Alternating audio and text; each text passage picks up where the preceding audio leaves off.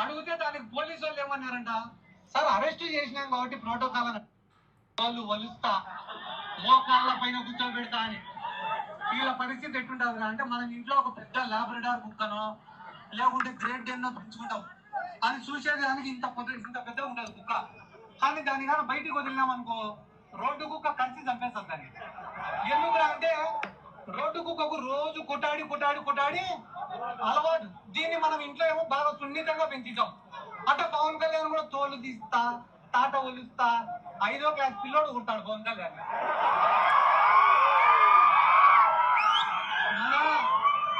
మన గవర్నమెంట్ స్కూళ్ళలో చదువుకుని 5వ క్లాస్ పిల్లోడు కుట్టాడు. ఎందుకంటే ఈ పిల్లల కష్టాలు తెలుసు, నష్టాలు తెలుసు, అవమానాలు తెలుసు, బాధలు తెలుసు, ఇబ్బందులు తెలుసు. కాబట్టి వీళ్ళకేం తెలుసు? ఏసీ కార్లలో కూర్చునేది, బయటికి వచ్చేది, ఊగిపోయేటట్ట బయట మాట్లాడేది, మళ్ళా ఇంటికి పోయి మత్సంగా అన్ని మర్చిపోయి పడుకునేది. వాస్తవమే కదా?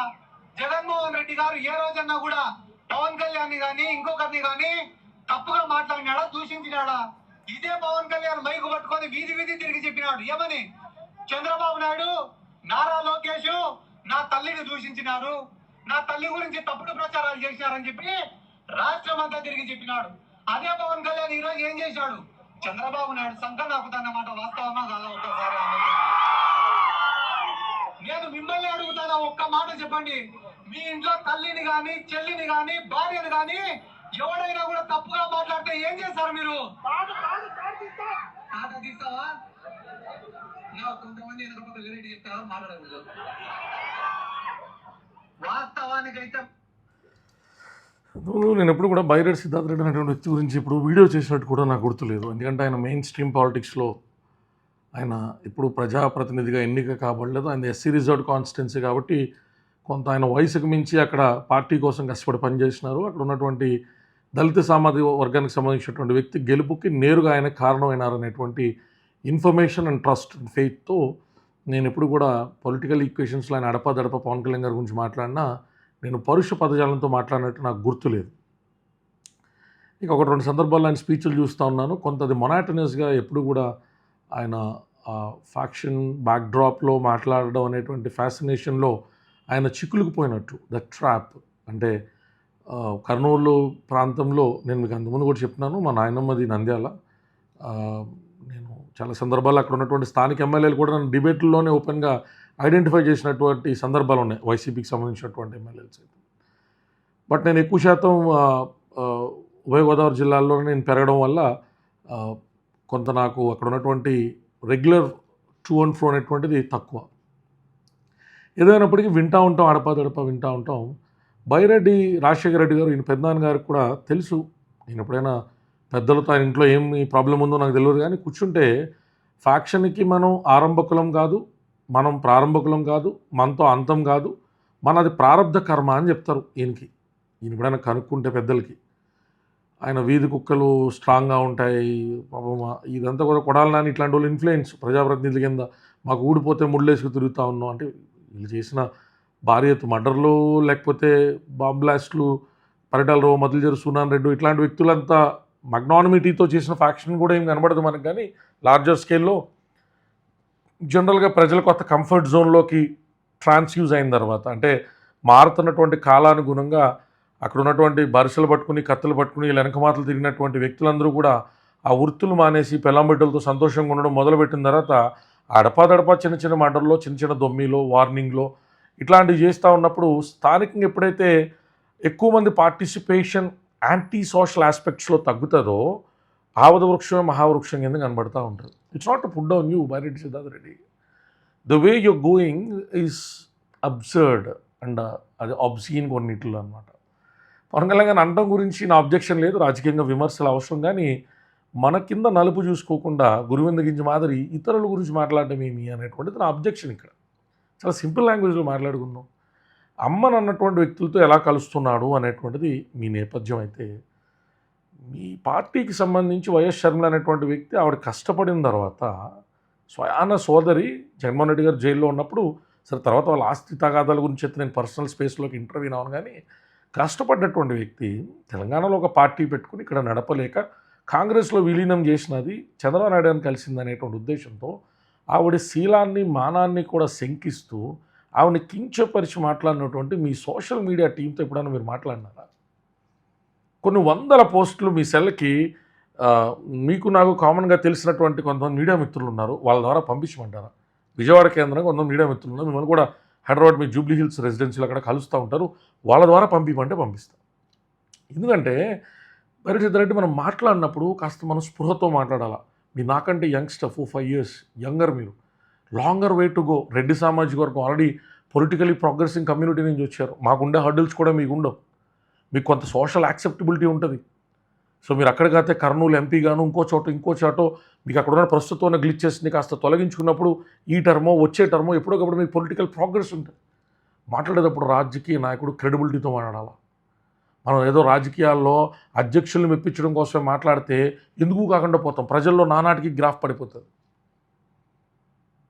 స్వయాన జగన్మోహన్ రెడ్డి గారు 2014 సార్వత్రిక ఎన్నికలకు ముందు రిలయన్స్కి సంబంధించి కాన్స్పిరసీ ఉండొచ్చేమో అనేటువంటి మాదిరి ఆయన వ్యాఖ్యలు చేశారు 2009-2014 మధ్యలో.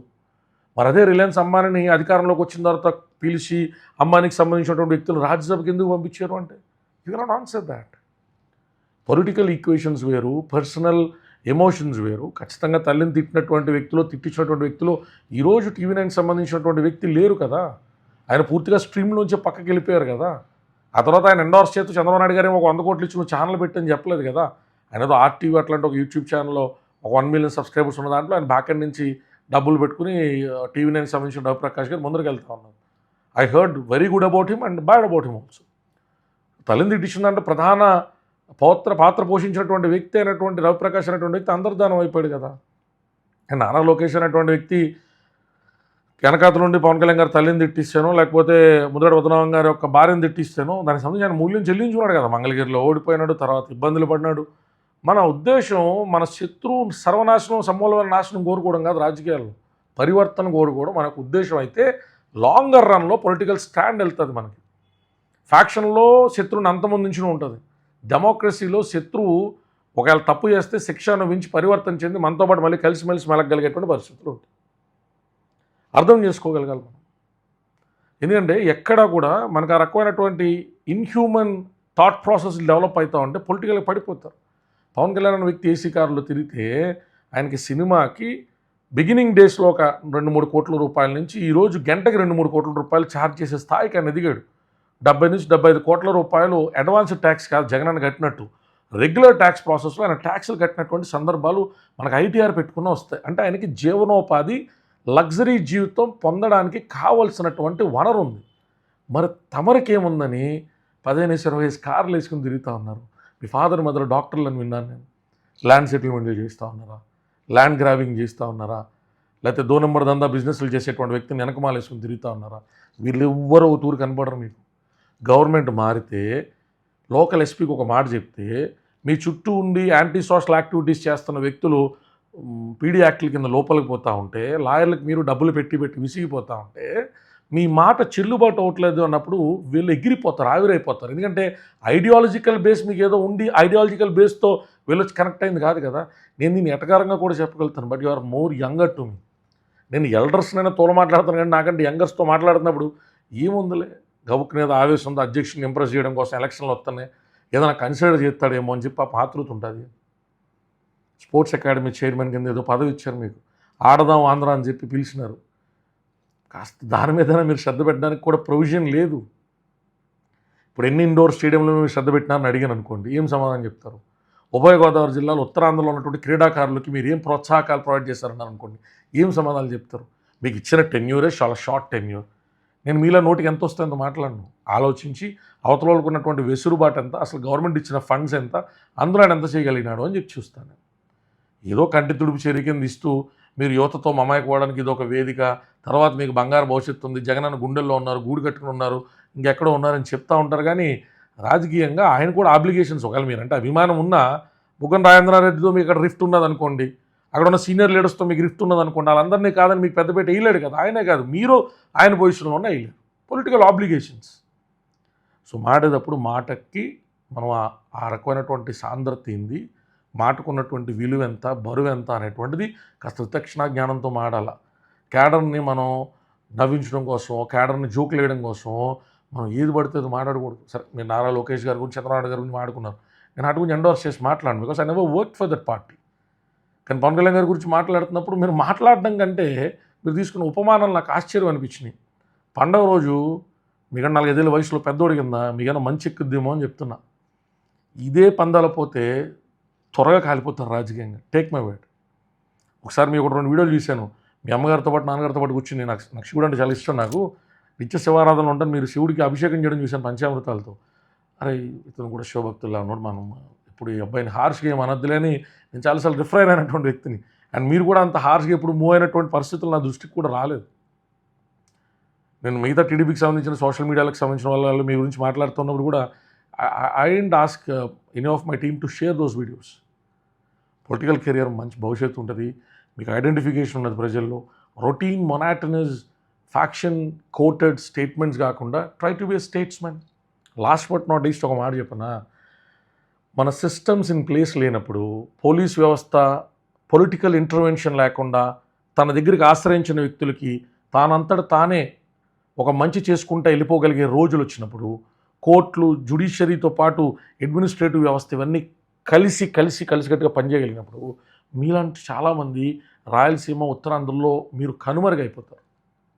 ఇప్పుడు మన ఇంటికాడ ఏదో ప్యారలల్ గవర్నమెంట్ నడుపుతున్నట్టుగా ఈ పోలీస్ వ్యవస్థలోనో చుట్టుపక్కల ఉన్నటువంటి చిన్న చిన్న లోటుపాట్ల వల్ల మన తలుపులు తెరుస్తుంటే ఈ వెయిట్ చేసేటువంటి టైం వేస్ట్ చేయలేక చాలా పరిస్థితులు రీత్యా మనల్ని ఆశ్రయిస్తున్నప్పుడు మనం హీరో అనేటువంటి ఫీలింగ్లో పోతాం. కానీ ఒరిజినల్ హీరో ఎవరో చెప్పిన పొలిటికల్గా తన ఇంటర్వెన్షన్ లేకపోయినా తన నియోజకవర్గాన్ని ప్రాతినిధ్యం డైరెక్ట్లో ఇండైరెక్ట్లీ వ్యవహరిస్తున్నప్పుడు సిస్టమ్స్ ఇన్ ప్లేస్ నడుస్తూ ఉంటే అది రియల్ పొలిటికల్ అచీవ్మెంట్. నేను చెప్పే ఈ భాష మీకు అర్థం అవుద్ది అనుకున్నా. మీరు ఎక్కువ చదువుకోకపోయినా కొంత మీరు చెప్పినట్టు వీధి బరుల్లో మీరు చెప్పారు కదా, వీధి కుక్కల ఉపమానంతో కష్టము, నష్టము, బాధలు, బందీలు ఏవో చెప్తా ఉన్నారు. సినిమా డైలాగులు చాలా బాగా చెప్తుంటారు మీరు. ఆ మాదిరి చూశారని చెప్పినారు కాబట్టి కష్టం యాడ్ నుంచి మొదలవుతుందంటో సామాన్యుడికి ఈ సిస్టమ్ పనిచేయనప్పుడు మొదలవుతుంది. అప్పుడు మీలాంటి వాళ్ళని ప్యారలల్ సిస్టమ్ అనుకునే భ్రమలో కొంతకాలం ప్రజలు నడుస్తూ ఉంటారు. అది హీరో వర్షిప్ కాదు, అది పొలిటికల్గా మనకేం పెద్దగా ఈల్డ్ చేయదు. వయసులో పెద్దోడి కింద ఒక సోదర భావంతో మీకు ఒక మంచి మాట చెప్పిన. సిస్టమ్స్ కొంచెం అవకతవకలతో ఉన్నప్పుడు మనం వైట్ అండ్ వైట్లు వేసుకున్న 10 కార్లు పెట్టుకుని యూట్యూబ్లో ఎవడో బొడ్డోడితో మనం వీడియోలు పెట్టించుకున్న, మీడియాను కొంత మేనేజ్ చేయించుకుని మనం హైప్ ఇచ్చుకున్నా బాగుంటుంది. కానీ చెప్పినాను కదా, 150 కేజీలు ఎత్తుతామని మనం ప్రోపగాండా చేసుకున్నప్పుడు ఎప్పుడైనా టెస్ట్ టు ట్రయల్ నిజంగా ఎత్తు అని ప్రజలు అన్నప్పుడు మనం ఎత్తేది 50 కేజీలు ఎత్తే అబాస్పాలు అవుతాం. So you should always maintain low profile then what we actually are. Media hype, social media hype ఇవన్నిటి వల్ల, ఊరిలో కార్లు వేసుకుని తిరగడం వల్ల, 4-5 పంచాయతీలు చేయడం వల్ల వయసులో ఇబ్బందులు పడతారు. Have a thought on it, probably you'll change and mind your wise. జై భీమ్, జై భారత్. అండ్ బైరెడ్డి సిద్ధార్థ రెడ్డి గారు, విష్ యూ హ్యాపీ సంక్రాంతి.